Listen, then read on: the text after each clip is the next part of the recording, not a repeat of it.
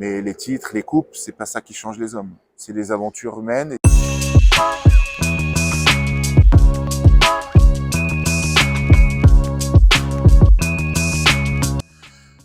Le sport, en tout cas le sport collectif, hein, moi je parle de ce que je connais. D'abord, le sport il procure un bien-être physique. Je pense que c'est aussi un équilibre hein, entre une pratique salariée pour la plupart des gens. Donc là, on parle de sport santé. Et puis une activité qui peut devenir plus intense quand on parle de sport professionnel, mais surtout le sport collectif professionnel permet des rencontres et permet aux gens d'évoluer autrement et de comprendre que voilà, ensemble on peut accomplir beaucoup de choses, à condition d'être prêt à faire un petit peu de sacrifice en termes d'acceptation des autres, malgré les différences qu'ils peuvent avoir avec nous-mêmes, leurs origines, leur éducation.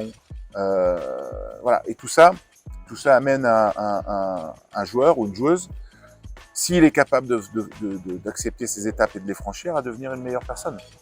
Et c'est ça qui reste à la fin. Alors quand on est dedans, on s'en rend pas toujours compte. C'est a posteriori qu'on se rend compte de tout ça. Mais je pense que c'est le gros intérêt, il est là. Au-delà, bien sûr, d'aller chercher des titres.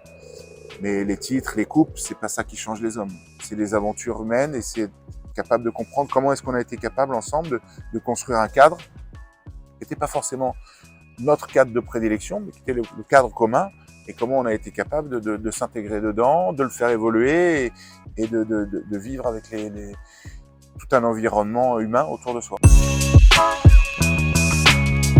Je joue un petit peu au paddle, je trouve que c'est très sympa. Alors avant de jouer au rugby, j'ai joué au tennis longtemps, mais je trouve le principe du paddle hyper intéressant. D'ailleurs, c'est un sport qui connaît un essor absolument phénoménal. Ouais. D'abord, il est hyper ludique. Le fait de jouer en équipe, c'est génial. Et en plus, il est relativement facile. C'est-à-dire que c'est beaucoup plus facile d'arriver à jouer une partie de paddle que de jouer au tennis, par exemple. En tout cas, ça demande moins de skills, moins d'entraînement. Donc, je dirais peut-être le paddle. Ouais.